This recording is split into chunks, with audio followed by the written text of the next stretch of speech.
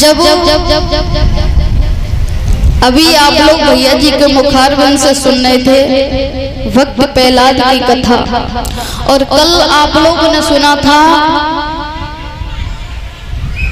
ध्रुव ने 5 वर्ष की अवस्था में भगवान के दर्शन किस तरीके से किए थे। तो प्यारे, हम और आप बहुत छोटी बात है हमारे और आपके लिए, जब हम और आप भगवान को बुलाएंगे, भगवान के नाम का चिंतन करेंगे, तो भगवान क्यों नहीं आएंगे, भगवान अवश्य दौड़ कर आएंगे। लेकिन एक बार आप उन्हें बुला करके देखिए भगवान को। अब ऐसा नहीं है यहाँ भगवान के नाम की ताली बजा रहे हैं, भजन बोल रहे हैं, लेकिन मन और कहीं है, ऐसा नहीं होता है। मन होना चाहिए। भगवान किसके भूखे हैं, भाव के भूखे हैं। अगर आप लोग भगवान को भाव से बुलाओगे तो भगवान दौड़कर अवश्य आएंगे। आप लोग एक बार प्रैक्टिकल करके देखना कहीं पर भी।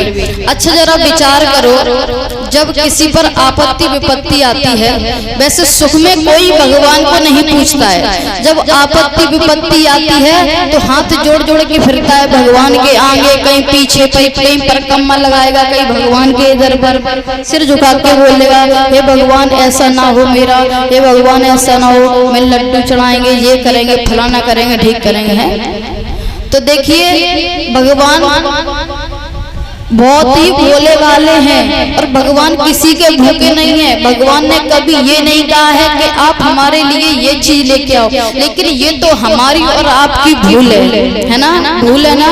बस भगवान के लिए सिर्फ भाव होना चाहिए। भगवान भाव के भूखे हैं, ना कि आप लोगों के प्रसाद के, ना ही पैसे के। अच्छा ये बताओ, आप लोग मंदिर में जाते हो, भगवान के दरबार में पैसे चढ़ा के आते हो, कभी भगवान ने पैसे लिए? नहीं लिए। और ना ही भगवान ने कभी कहा है कि आप हमारे दरबार में आओ, पैसे चढ़ाओ, कभी किसी से नहीं कहा है भगवान ने।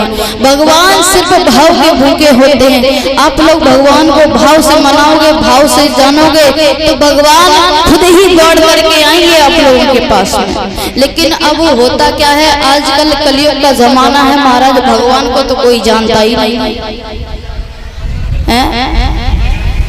देखो आजकल क्या होता है, पूजा करने जाते हैं बड़े बड़े तीर्थों पर, मंदिर में जाते हैं, कहीं मथुरा जाते हैं, कहीं वृंदावन जाते हैं, बाहर मंदिर से चप्पल उतारेंगे, पूजा करेंगे, दिमाग में टेंशन भरी होगी, हाय भगवान मेरे 550 की चप्पल बाहर रखी, कोई चुरा न ले जाए, हैं? ऐसा सोचते हैं ना?